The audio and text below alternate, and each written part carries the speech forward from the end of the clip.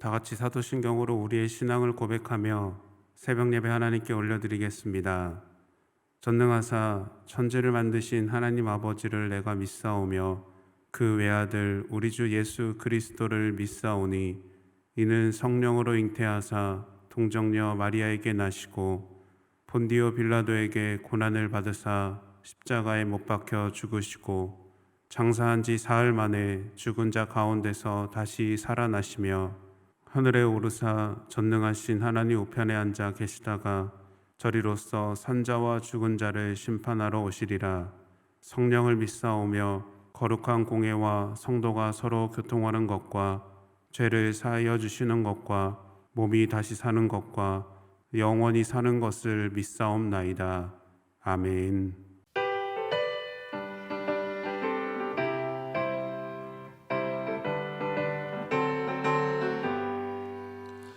하나님의 나팔 소리 천지 진동할 때에 예수 영광 중에 구름 타시고 천사들이 세계 만국 모든 곳에 보내어 구원받은 성도들을 모으니 나팔 불 때 나의 힘 나팔 불 때 나의 힘 나팔 불 때 나의 이름 부를 때에 잔치 참여하겠네. 무덤 속에 잠자는 자 그때 다시 일어나 영화로운 부활 승리 얻으리. 주가 택한 모든 성도 구름 타고 올라가 공중에서 주의 얼굴 배우리. 나팔 불 때 나의 힘 나팔 불 때 나의 힘 나팔 불 때 나의 이름 부를 때에 잔치 참여하겠네. 주님 다시 오실 날을 우리 알 수 없으니 항상 기도하고 깨어 있어서 기쁨으로 보좌 앞에 우리 나가서도록 그때까지 참고 기다리겠네. 나팔 불 때 나의 힘 나팔 불 때 나의 힘 나팔 불 때 나의 이름 부를 때에 잔치 참여하겠네. 오늘 우리에게 주시는 하나님의 말씀은 로마서 3장 1절에서 20절까지의 말씀입니다. 그런즉 유대인의 나음이 무엇이며 할례의 유익이 무엇이냐? 범사에 많으니 우선은 그들이 하나님의 말씀을 맡았음이니라. 어떤 자들이 믿지 아니하였으면 어찌하리요? 그 믿지 아니함이 하나님의 믿부심을 패하겠느냐? 그럴 수 없느니라. 사람은 다 거짓되되 오직 하나님은 참되시다 할지어다. 기록된 바 주께서 주의 말씀에 의롭다함을 얻으시고 판단 받으실 때에 이기려 하심이라 함과 같으니라. 그러나 우리 불의가 하나님의 의를 드러내게 하면 무슨 말하리요? 내가 사람의 말하는 대로 말하노니 진노를 내리신 하나님의 불의하시냐? 결코 그렇지 아니하니라. 만일 그러하면 하나님께서 어찌 세상을 심판하시리요? 그러나 나의 거짓말로 하나님의 참되심이 더 풍성하여 그의 영광이 되었다면 어찌 내가 죄인처럼 심판을 받으리요? 또는 그러면 선을 이루기 위하여 악을 행하자 하지 않겠느냐? 어떤 이들이 이렇게 비방하여 우리가 이런 말을 한다고 하니 그들은 정죄받는 것이 마땅하니라. 그러면 어떠하냐? 우리는 나으냐? 결코 아니라. 유대인이나 헬라인이나 다 죄 아래에 있다고 우리가 이미 선언하였느니라. 기록된 바 의인은 없나니 하나도 없으며 깨닫는 자도 없고 하나님을 찾는 자도 없고 다 치우쳐 함께 무익하게 되고 선을 행하는 자는 없나니 하나도 없도다. 그들의 목구멍은 열린 무덤이요 그 혀로는 속임을 일삼으며 그 입술에는 독사의 독이 있고 그 입에는 저주와 악독이 가득하고 그 발은 피 흘리는 데에 빠른지라. 파멸과 고생이 그 길에 있어 평강의 길을 알지 못하였고 그들의 눈앞에 하나님을 두려워함이 없느니라 함과 같으니라. 우리가 알거니와 모른 율법이 말하는 바는 율법 아래에 있는 자들에게 말하는 것이니 이는 모든 입을 막고 온 세상으로 하나님의 심판 아래에 있게 하려 함이라. 그러므로 율법의 행위로 그의 앞에 의롭다 하심을 얻을 육체가 없나니 율법으로는 죄를 깨달음이니라. 아멘. 함께 기도하겠습니다. 사랑의 주님, 오늘도 예배의 자리로 이끄신 하나님의 은혜에 감사를 드립니다. 이 시간 우리를 붙잡아 주시고 하나님께서 베푸시는 풍성한 은혜를 경험하게 하여 주시옵소서. 하나님 앞에 우리는 죄인임을 고백합니다. 이 땅에서 하나님의 자녀로 살지만 세상의 유혹으로 인해 믿음이 흔들리고 넘어질 때가 있습니다. 하지만 나를 사랑하신 하나님을 온전히 바라보며 나의 믿음을 끝까지 붙잡고 감사함으로 나아가게 하여 주시옵소서. 하나님의 말씀이 나를 이끄는 지혜가 되게 하시고 강하고 담대함으로 내게 맡겨진 사명을 감당하도록 주님 인도하여 주시옵소서. 이 시간 주님 말씀 앞으로 나아갑니다. 하나님의 은혜를 경험케 하시고 말씀이 삶이 되는 그 믿음의 은혜를 고백하게 하여 주시옵소서. 모든 것 주님께 감사드리며 예수님의 이름으로 기도드립니다. 아멘. 할렐루야. 하루의 첫 시간을 주님께 드리며 예배의 자리에 나오신 모든 성도님들을 축복합니다. 이 시간 믿음으로 주님께 모든 것을 드리며 감사를 고백하는 그 결단의 시간이 되시기를 축원합니다. 혹시 신앙생활을 하시면서 스스로에게 신앙에 대한 질문을 던져보신 적이 있으십니까? 저는 신학교에 다니면서 이런 질문을 했었습니다. 내가 하나님의 사명을 잘 감당할 수 있을까? 내가 하나님 말씀을 잘 전할 수 있을까? 이 질문은 저 스스로가 신앙생활을 잘하고 있는지에 대한 답을 찾는 시간이었습니다. 성도님들은 신앙생활을 잘하고 계신가요? 그리고 스스로에게 질문을 던져보셨다면 답도 찾아보셨는지요? 유대인의 교육 중에 자녀들이 학교에서 돌아오면 하는 질문이 있다고 합니다. 그것은 무엇을 배웠느냐라고 묻는 것이 아니라 오늘 무슨 질문을 했는지에 대해 묻는 겁니다. 무엇을 배운다라는 것은 수동적이지만 무엇을 질문한다라는 것은 주체적인 것이죠. 이것은 자신의 생각이 담긴 질문을 던짐으로써 나 자신을 돌아보는 시간을 갖게 하는 겁니다.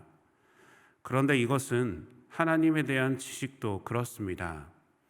하나님에 대한 모든 궁금증과 고민들을 막아버리고 무조건적인 순종이나 믿음만을 강조하게 되면 참된 신앙에 이를 수가 없다라는 것이죠. 오늘 본문에도 많은 질문들이 있습니다. 사도 바울의 질문은 유대인들뿐만 아니라 바울 스스로에게도 중요한 질문이었습니다.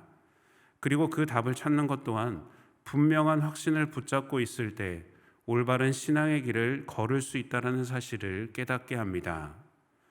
여기서 우리는 놓치지 말아야 하는 분명한 중심을 보아야 합니다. 그것은 오직 하나님은 참되시고 의로우시다라는 사실입니다. 오늘 말씀을 보면 유대인들을 향한 육신의 할례가 유대인의 증거가 아니라 마음의 할례가 진정한 유대인이라고 말합니다. 본문 2절 말씀입니다.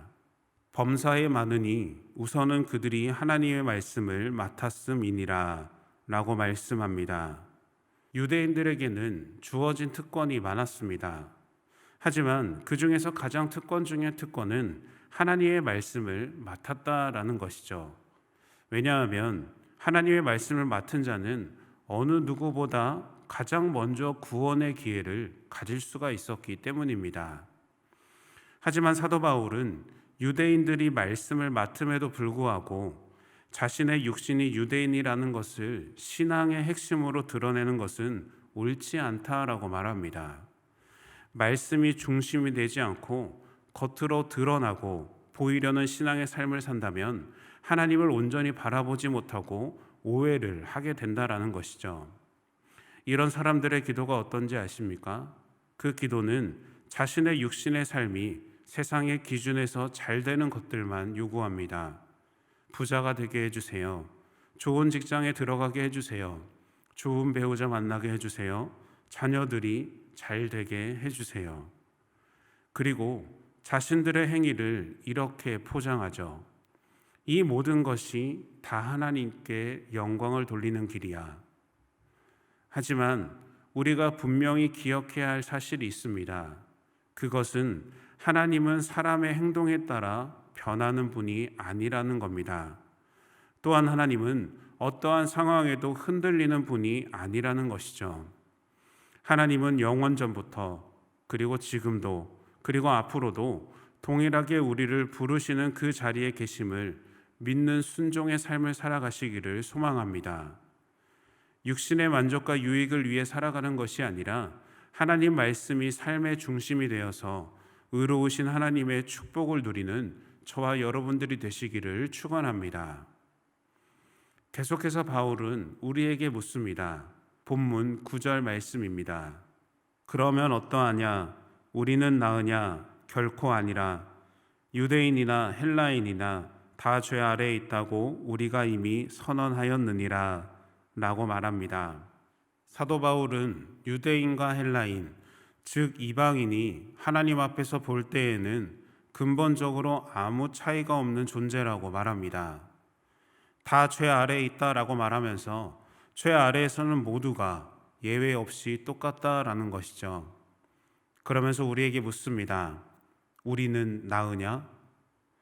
이 질문을 다시 생각해 보면 하나님을 믿는 우리는 죄 앞에서 더 낫냐라는 질문인 것이죠.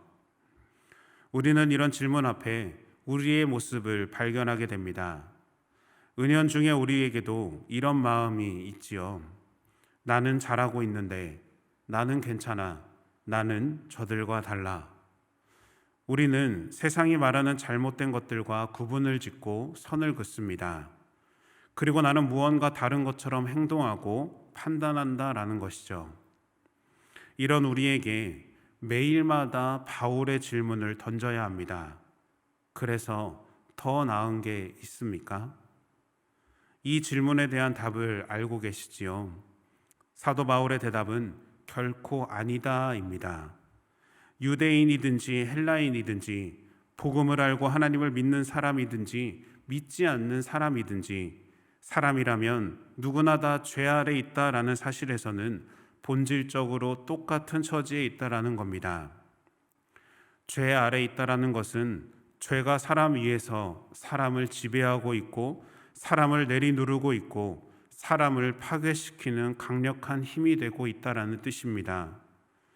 우리의 삶에 동일하게 죄 아래 묶여 있음을 선포하며 본문 10절부터 18절까지의 말씀을 통해 이 사실을 우리에게 증거로 제시합니다. 이처럼 참된 신앙은 자신이 죄인인 것을 먼저 깨닫고 겸손히 인정하는 데서부터 시작됩니다. 믿음이 좋다, 경건하다라고 칭찬받는 신앙인이라도 자신이 죄인이라는 사실, 이 사실을 깨닫지 못한다면 하나님의 십자가 사랑, 하나님의 십자가 은혜를 이해하지 못함을 기억하시기를 바랍니다.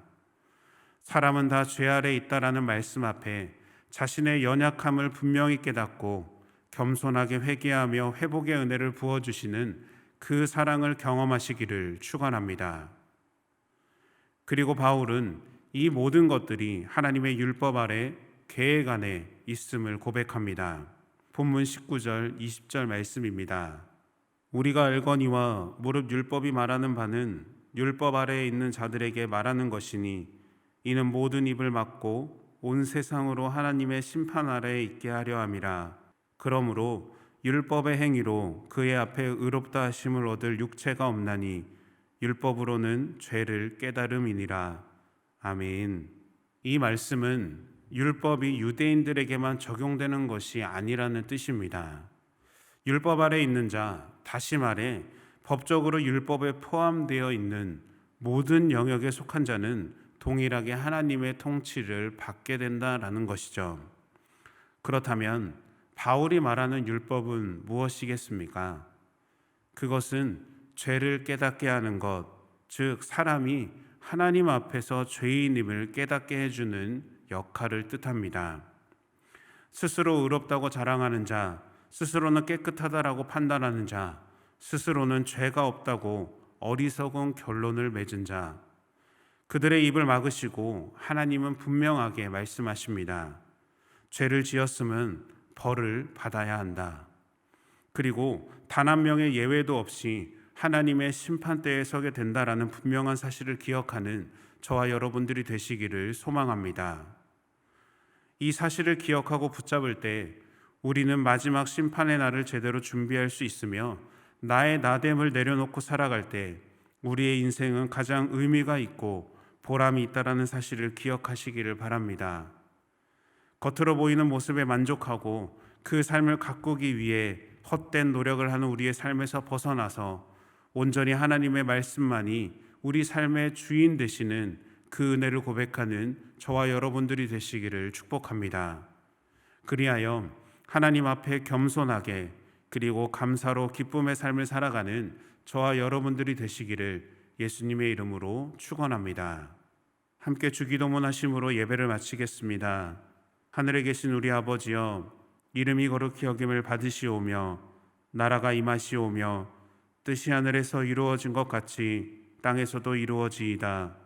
오늘 우리에게 일용할 양식을 주시옵고 우리가 우리에게 죄 지은 자를 사하여 준 것 같이 우리 죄를 사하여 주시옵고 우리를 시험에 들게 하지 마시옵고 다만 악에서 구하시옵소서.